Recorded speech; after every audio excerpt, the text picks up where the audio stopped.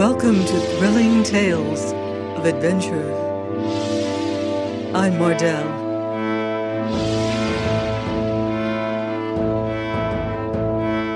And it's time for another chapter of Black Bartlemys Treasure by Jeffery Farnol.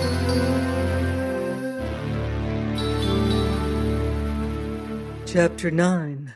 How I Had Word with Lady Joan Brandon for the third time. The moon was well up when, striking out from the gloom of the woods, I reached a wall very high and strong, whereon moss and lichens grew. Skirting this, I presently espied that I sought, a place where the coping was gone with sundry of the bricks, making here a gap very apt to escalade. And here years agone I had been wont to climb this wall to the furtherance of some boyish prank on many a night such as this. A while stood I, staring up at this gap. Then, seizing hold of massy brickwork, I drew myself up and dropped into a walled garden. Here were beds of herbs, well tended and orderly, and as I went I breathed an air sweet with the smell of thyme and lavender and 1,000 other scents, an air fraught with memories of sunny days and joyous youth, insomuch that I clenched my hands and hasted from the place. Past somber trees, mighty of girth and branch, I hurried, past still pools, full of a moony radiance, where lilies floated, past marble fawns and dryads that peeped ghost-like from leafy solitudes, past sundial and carven bench, by clipped yew hedges and winding walks, until, screened in shadow, I paused to look upon a great and goodly house. And as I stood there viewing it over from terrace walk to gabled roof, I heard a distant clock chime 10. The great house lay very silent and dark. Not a light showed save in one lower chamber, so I waited patiently, my gaze on this light, while ever and anon the leaves about me stirred in the soft night wind with a sound like one that sighed mournfully. Thus stayed I some while. Howbeit the light yet aglow, and my patience waning, I stole forward, keeping ever in the shadows, and descending to the terrace, came where the ivy grew, very thick and gnarled, overspreading this wing of the house. Groping amid the leaves, I found that I sought. A stout staple, deep driven between the bricks, with above this another and yet another again, the which formed a sort of ladder, whereby as a boy I had been wont to come and go by night or day as I listed. Forthwith I began to climb by means of these staples and the ivy, until at last my fingers grasped the stone sill of a window, and now the lattice being open, I contrived, albeit with much ado, to clamber into the room. It was a fair-sized chamber, and the moonlight, falling athwart the floor, lit upon a great carven bed, brave with tapestried hangings. Just now the silken curtains were updrawn, and upon the bed I saw a bundle of garments, all ribbons, laces, and the like, the which of themselves gave me sudden pause. From these my gaze wandered to where against the paneling hung a goodly rapier, complete with girdle and slings, its silver hilt, its guards and curling quillons, bright in the moonbeams. So came I, and reaching it down, drew it from the scabbard, and saw the blade very bright, as it had been well cared for. And graven on the fort of the blade was the Conisbee blazon and the legend, "Rouse me not." Now as I stood watching the moonbeams play up and down the long blade, I heard the light, quick tread of feet ascending the stairs without, and a voice very rich and sweetly melodious that brake out a singing, and the words it sang these: "A poor soul sat sighing by a green willow tree, with hand on his bosom, his head on his knee, sighing, willow, willow, willow, oh willow, willow, willow, and oh the green willow my garland shall be." Nearer came the singing while I stood sword in hand, waiting. The song ended suddenly, and the sweet voice called, "Oh, Marjorie, wake me betimes. I must be abroad with the sun tomorrow. Good night, sweet wench." I crouched in the curtains of the great bed as the latch clicked and the room filled with the soft glow of a candle. A moment's silence, then, "Oh, Marjorie, I'll wear the green taffety in the morning. Nay, indeed, I'll be my own tirewoman tonight." The light was born across the room. Then coming softly to the door, I closed it and setting my back against it leaned there. At the small sound I made, she turned and beholding me shrank back. And I saw the candlestick shaking in her hand ere she set it down upon the carved press beside her. "Who is it? Who is it?" she questioned breathlessly, staring at my bruised and swollen features. "A rogue you had dragged lifeless to the pillory."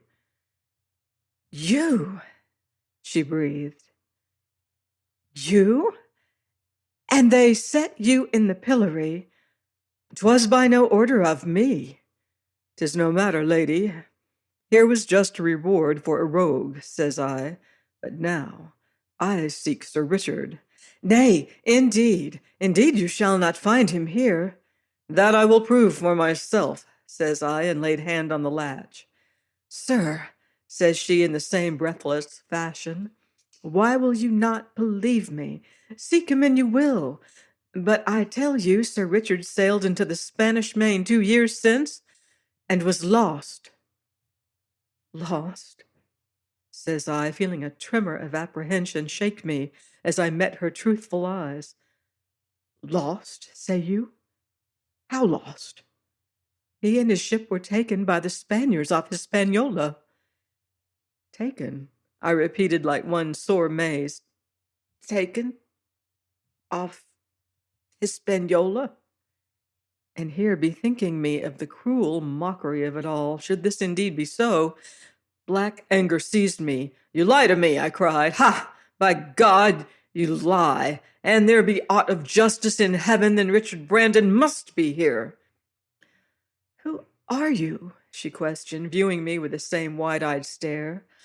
"Who are you, so fierce, so young, yet with whitened hair, and that trembles at the truth? Who are you? Speak." "You lied to save him from me," I cried. "You lie! Ha! Confess!" And I strode towards her, the long blade a-glitter in my quivering grasp. "Would you kill me?" says she, all unflinching and with eyes that never wavered. "Would you murder a helpless maid? Martin Conisbee?" The rapier fell to the rug at my feet and lay there, my breath caught, and thus we stood a while, staring into each other's eyes. "Martin Conisbee is dead," says I at last. For answer, she pointed to the wall above my head, and looking thither, I saw the picture of a young cavalier, richly habited, who smiled down gray-eyed and gentle-lipped, all carefree youth and gaiety. And beneath this portrait ran the words, "Martin Conisbee, Lord Wendover, aged 21. "Madam," quoth I at last, turning my back on the picture, "yon innocent was whipped to death aboard a Spanish galleass years since, wherefore I, a poor rogue, come seeking his destroyer." "Sir," says she, clasping her hands and viewing me with troubled eyes, "oh, sir, whom mean you?" "One who, having slain the father, sold the son into slavery, to the hell of a Spanish dungeon and rowing bench, to stripes and shame and torment. One the just God hath promised to my vengeance. I mean Richard Brandon." "Oh, mercy of God! My father? Oh, no. No, it cannot be. My father? Sure, here is some black mistake." "Being his daughter, you should know 'tis very truth. Being a Brandon, you must know of the feud hath cursed and rent our families time out of mind, the bitter faction and bloodshed." "Aye," she murmured, "this I do know." "Well, madam, 5 years agone, or thereabouts, my father, falsely attainted of treason, died in his prison, and I, drugged and trepanned aboard ship, was sold onto the plantations, whence few return. And Richard Brandon, enriched our loss, and great at court, dreamed he had made an end to the Conisbes, and that the feud was ended once and for all. My lord, says she, proud head upflung, I deny all this. Such suspicion, so base and unfounded, shameth but yourself. You have dared force your way into my house at dead of night, and now, oh, now you introduce my absent father, charging him with shameful crimes, and this to me, his daughter. Enough, I'll hear no more. Begone ere I summon my servants and have you driven forth. And seizing the bell rope that hung against the paneling, she faced me, her deep bosom heaving tempestuous, white hands clenched and scorning me with her eyes. Ring, says I, and seated myself in a chair beside her great bed. Have you no shame? None, madam. 'Twas all whipped out of me aboard the Esmeralda galleass. Ring, madam. But I go not, till I learn once and for all if Sir Richard be here or no. Now at this she loosed the bell rope very suddenly, and covering her face with her hands, stood thus awhile. God pity me, says she at last in weeping voice. I may not forget how you saved me from... Here a tremor seemed to shake her. Then she spake again, yet now scarce above a whisper. Your face hath looked upon me night and morn these 2 years, and now, oh, Martin Conisbee, were you but the man I dreamed you. I'm a rogue new broke from slavery, says I. Ay, she cried suddenly, lifting her head and viewing me with new and bitter scorn, and one that speaketh lies of an absent man. Lies? Quoth I, choking on the word. Lies, madam? Why then how cometh my picture here, my coat of arms above the mantel yonder, the Conisbee scutcheon on your gates? What do you at Conisbee Sheen? Now in her look I saw a sudden doubt, a growing dread. Her breath caught, and she shrank back to the paneled wall and leaned there, and ever the trouble in her eyes grew. Well, my lady, I questioned, have you no answer? 'Twas said, I have heard the Conisbees were no more. Even so, how came Sir Richard by this our house? Nay, I know little of my father's business. He was ever a silent man, and I have passed my days in London or abroad. But you, tell me, why seek you my father? That is betwixt him and me. Was it murder? Was it vengeance, my lord? Here, as I made no answer, she crosses over to me and lays one slender hand on my shoulder, whereat I would have risen, but her touch stayed me. Speak, says she in a whisper. Was it his life you sought? Meeting the look in her deep, soft eyes, I was silent for a while, finding no word. Then dumbly I nodded.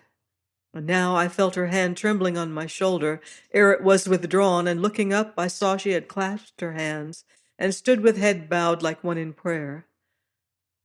Oh, Martin Conisbee, she whispered, now thank God that in his mercy he hath stayeth thee from murder. So stood she a while, then crossing to the carven press, took thence divers papers, and set them before me. Read, she commanded. So I examined these papers, and found therein indisputable evidence that my journey here was in vain indeed, that Sir Richard, sailing westward, had been taken by Spaniards off Hispaniola, and carried away a prisoner, none knew whither. And in a while, having read these papers, I laid them by, and rising, stumbled towards the open casement. Well, my lord, says she in a strange, breathless fashion, and what now? Why now, says I wearily, it seems my vengeance is yet to seek. Vengeance, she cried. O God, pity thee! Doth life hold for thee not better? not. Vengeance is a consuming fire. So seek I vengeance. O Martin Conisbee, bethink you, vengeance is but a sickness of the mind, a wasting disease. So seek I vengeance. For him that questeth after vengeance, this fair world can hold naught beside. So give me vengeance, naught else seek I of this world. Ah, poor soul, poor man that might be, so do I pity thee. I seek no man's pity, but I am a woman, so shall I pity thee alway. Now as I prepared to climb through the lattice, she, beholding the sword where it yet lay, stooped and taking it up sheathed it. This was thine own once, I've heard, says she. Take it, Martin Conisbee. Keep it clean, free from dishonor, and leave thy vengeance to God. Not so, says I, shaking my head. I have my knife. 'Tis weapon better suited to my brags. So saying, I clambered out through the lattice, even as I had come.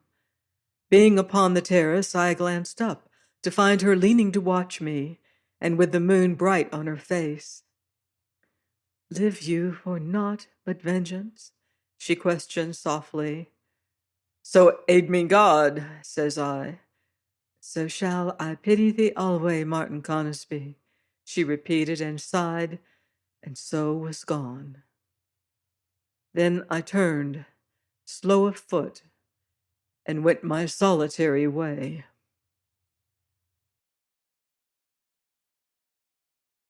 Please join me next week for another exciting chapter of Black Bartlemy's Treasure on Thrilling Tales of Adventure.